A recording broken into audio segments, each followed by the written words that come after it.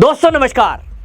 दोस्तों पप्पू यादव संसद के परिसर में जिस तरह से नाटक नौटंकी उसने भगवा पहनकर की, अब उस मामले में फंसता नजर आ रहा है, क्योंकि जहांगीरपुरी थाने में सूर्य मैथिल नाम के बीजेपी नेता ने उनके खिलाफ एक एफआईआर दर्ज कराई है।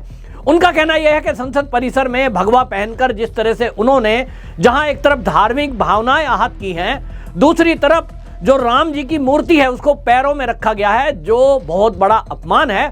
और इसमें जो ओम बिड़ला जी हैं उनसे बाकायदा परमिशन ली गई और वो भी नाराजगी प्रकट कर चुके हैं कि संसद के परिसर में इस तरह का नाटक नौटंकी करने की कतई परमिशन नहीं दी जा सकती।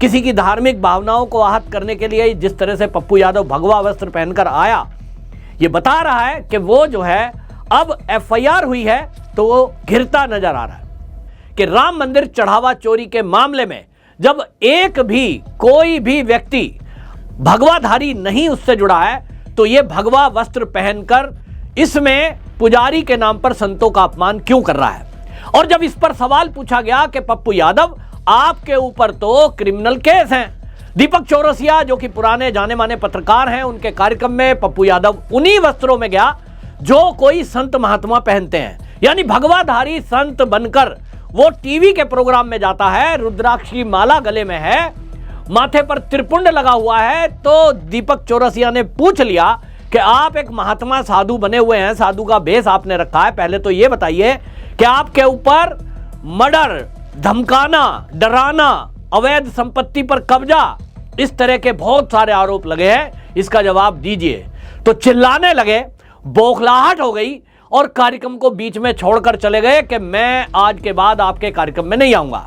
मतलब बिल्कुल साफ है कि आप किसी पर सवाल उठाएं, लेकिन आपसे कोई सवाल पूछ ले तो उसका जवाब नहीं देना। आखिरकार चेला किसका है? राहुल गांधी का। राहुल गांधी से भी जब यह संसद के परिसर में सवाल पूछा जाता है कि कॉकरोच पार्टी के विरोध में पुलिस कर्मियों के परिवार वालों ने एक प्रेस कॉन्फ्रेंस की थी, उस पर आपको क्या कहना है, तो इनके पास एक ही जवाब है, आप बीजेपी के हो क्या? पत्रकार ने पलटकर कहा कि आप इस तरह से बच नहीं सकते कि आप पत्रकार को बीजेपी का कह दो। तो दीपक चौरसिया पर ये पप्पू यादव आग बबूला हो रहा है। लेकिन असली बात तो यह है कि जो मंदिर का चढ़ावा, राम मंदिर का चढ़ावा है, उसमें जो चोरी हुई, योगी सरकार ने, योगी जी ने उसमें तत्काल एक टीम बनाई और टीम हाई लेवल की बनाई और एसटीएफ बनाने के बाद जो रिपोर्ट आई है उसके आधार पर 8 आरोपियों को गिरफ्तार भी कर लिया गया है। उनमें एक भी ऐसा नहीं है जो मंदिर का पुजारी हो, एक भी उनमें ऐसा नहीं है जो विश्व हिंदू परिषद का कोई सदस्य हो, एक भी उसमें ऐसा नहीं है जो राष्ट्रीय स्वयंसेवक संघ का स्वयंसेवक रहा हो, है नहीं, रहा भी हो। फिर पप्पू यादव इस तरह की बातें क्यों कर सकता है कि आरएसएस वालों ने अपना ही आरएसएस का एक आदमी चंदे में बिठा दिया, पुजारी बना दिया और उन्होंने चढ़ावा चोरी कर लिया। तो ये जो मानसिकता है, ये राहुल गांधी की जो मानसिकता है कि हिंदुत्व पे प्रहार करो, हिंदुओं का अपमान करो और संतों का अपमान करो, उसी रास्ते पर ये पप्पू यादव चलता जा रहा है।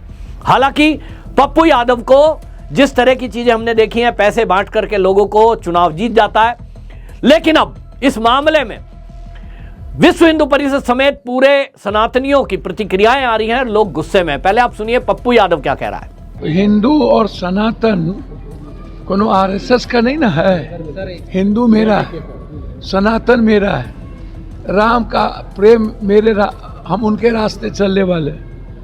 ये नकली ढोंगी बाबा जो लोग का चरित्र ही नहीं है और रियल संत शंकराचार्य जो है उनके रास्ते ये लोग नहीं चलते। तो जिस तरीके का इन पुजारी के भेष में जो आरएसएस को बैठाया गया राम अयोध्या मंदिर में, पुजारी के भेष में सारे संघियों ने रियल बाबा को बदनाम करने के लिए सब कुछ चोरी कर लिया और पूरा का पूरा देश के मंदिर का चोरी इन लोगों ने किया। तो हम तो देश के 100 करोड़ सनातन के मानने वाले लोगों के लिए हम आवाज उठा रहे हैं।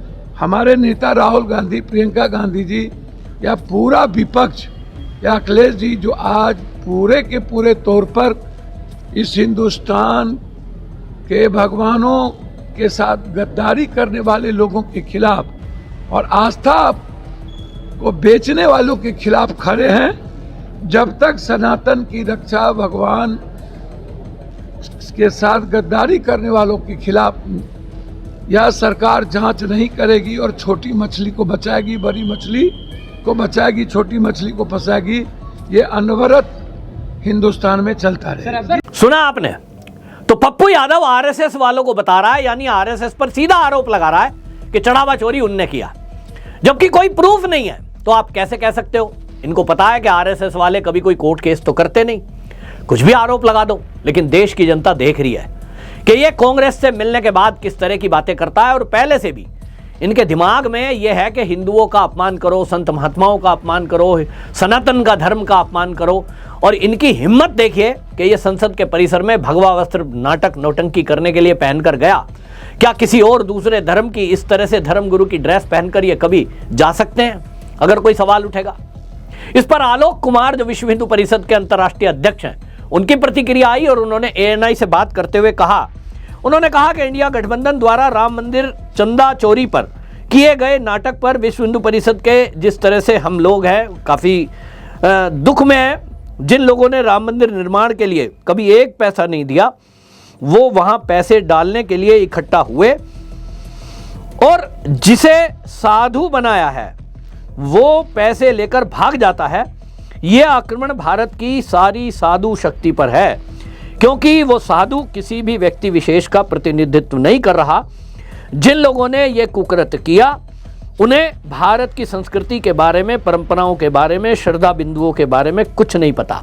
सुनिए आप क्या कह रहे हैं।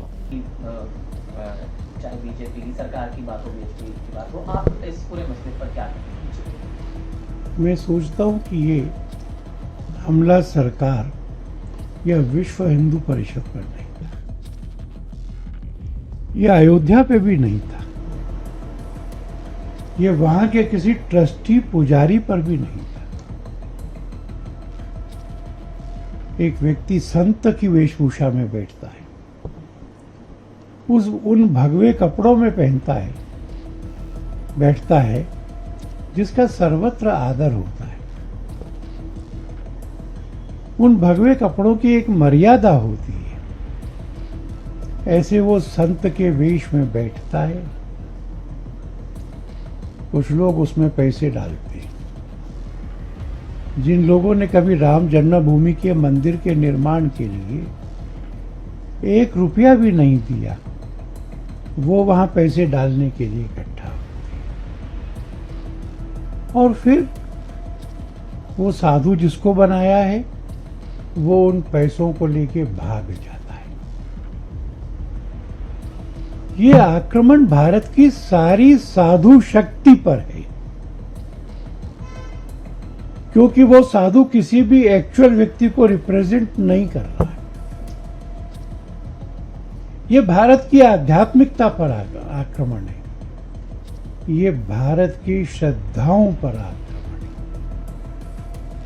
मैं ये सोचता था कि अब एक इंस्पेक्टर जनरल ऑफ पुलिस के लेवल के व्यक्ति की अध्यक्षता में वरिष्ठ पुलिस अधिकारियों की एक SIT बन गई। ये कहते थे कि सुप्रीम कोर्ट मॉनिटर करे, सुप्रीम कोर्ट मॉनिटर कर रही है। स्वयं मुख्य न्यायाधीश की बेंच इसके लिए तारीख लगा रही है और SIT से अपनी रिपोर्ट देने के लिए कहती है। तो ये गाली गलौज और ये आरोप प्रत्यारोप बंद हो जाने चाहिए थे। इनकी मांग मान ली गई, सुप्रीम कोर्ट की निगरानी में SIT काम कर रही है, तो ये दोषारोपण करना, ये कीचड़ उछालना, मैं ये स्पष्ट रूप से कहूंगा कि जिन लोगों ने यह कुकृत्य किया है उनको भारतीय संस्कृति के बारे में, भारत की परंपराओं के बारे में, भारत के श्रद्धा बिंदुओं के बारे में कुछ पता नहीं है, और या फिर वह षड्यंत्र पूर्वक इस सबका अपमान करने पर तुले हुए। इसका देश भर में विरोध होगा, सब हिंदू शक्तियां मिलकर विरोध करेंगी।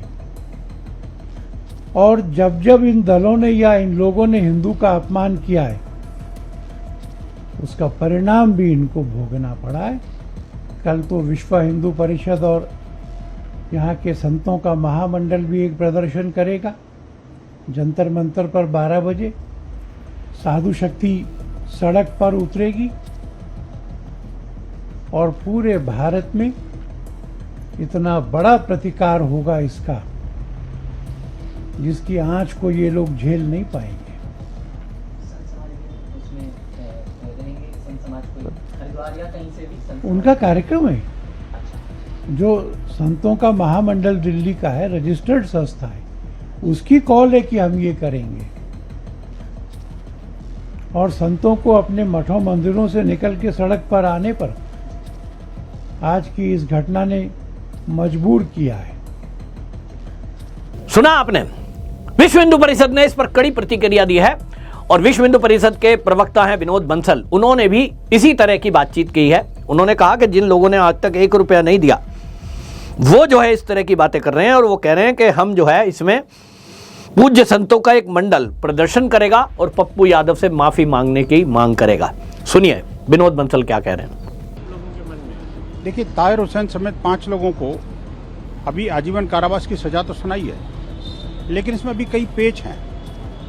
हम माननीय न्यायालय के इस निर्णय का स्वागत करते हैं, लेकिन साथ ही साथ एक दुख भी है कि भाई ऐसी बीभत्स घटना जिसको संपूर्ण देश ने प्रत्यक्ष देखा, किस प्रकार से ताहिर हुसैन का जो घर था, उसका छत थी, वो आतंकवाद का लॉन्चिंग पैड बन चुका था, और किस प्रकार से वो और उसके गुर्गे एक नहीं था, 20 थे और लगातार हिंदू समाज पर हमले कर रहे थे। और इंस्पेक्टर जो आईबी के जो अधिकारी हैं अंकित शर्मा, उनकी जिस तरह से नृशंस हत्या करी और उनके सब को उठा करके अब गंदे नाले में फेंक दिया, ये घटना कोई मामूली घटना नहीं है। हमें आशा थी कि माननीय न्यायालय ऐसे दुर्दांत आतंकी मानसिकता के लोगों को फांसी की सजा देते, लेकिन ये जो सजा है इसके कई और भी मायने हैं। जिस प्रकार से इस ताहिर हुसैन को आम आदमी पार्टी ने प्रायोजित किया और उसके बाद में कांग्रेस और जो मुसलमान पार्टी है, जो हैदराबादी भड़काऊ भाईजान हैं, जो संविधान लेके घूमते हैं, बार बार कानून की बात करते हैं, स्वयं को इंग्लैंड का बैरिस्टर बताते हैं, और उसके बावजूद भी उन्होंने जिस तरह से ताहिर हुसैन को न सिर्फ महिमामंडित किया, उसको निर्दोष साबित करने के सार्वजनिक प्रयास किए, बल्कि उसको आगे चुनावों में टिकट भी दी।